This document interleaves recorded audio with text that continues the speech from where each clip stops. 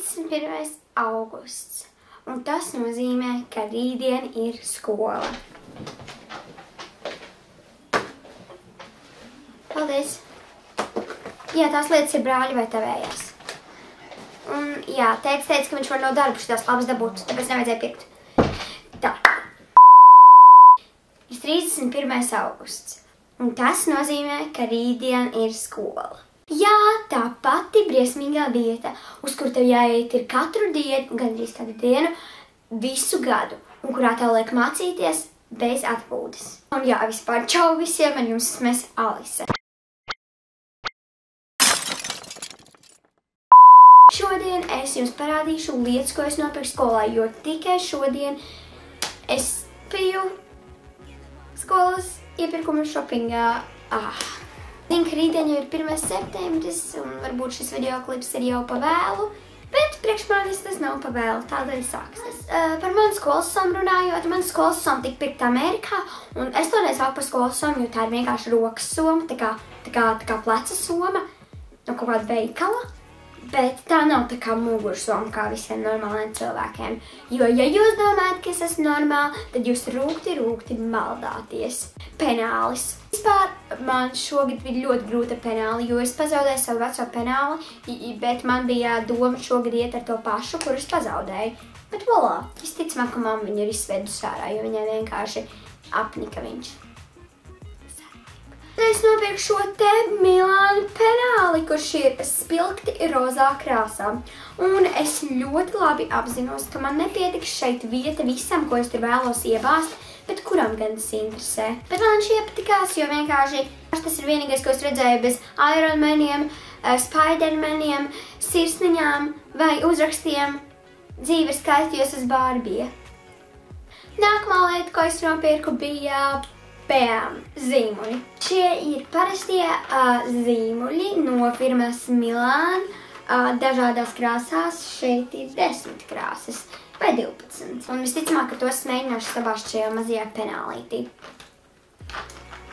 Hau! Sāksim ar kladēm, ko es nopirku. Pat cik man mājās jau bija čupa ar kladēm, es nopirku tikai 1, 2, 5 kladas.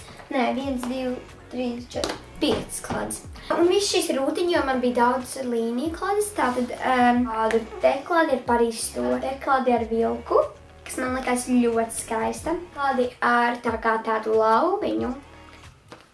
Šādi te kladi, kurai ir tie melnie te, bet man tāpat viņi ļoti patīk. Un interesanti ir arī tas, kad es nopirku tādu pašu printā rūtiņu burtnīcu. Un tad tālāk ķersimies arī pie tām rūtiņu burtnīcām, sākot ar šo pašu. Es nopirku šādas te rūtiņu burtnīcas, šādu un šādu ar skaistiem papagaļiem. Un ja jums radās jautājums, kādēļ tu pirki vienādas, vienkārši šajā grāmatnīcā bija pārāk maz izvēle. Tā kā ar līniju burtnīcām. Urenis, kaķi, lauva. Un pēdējās 3 manas mīļākās burtnīcas, ko es vispār šogad nopirku, kuras manas vienkārši one love. Jā, viena ir šī ar vienradzi.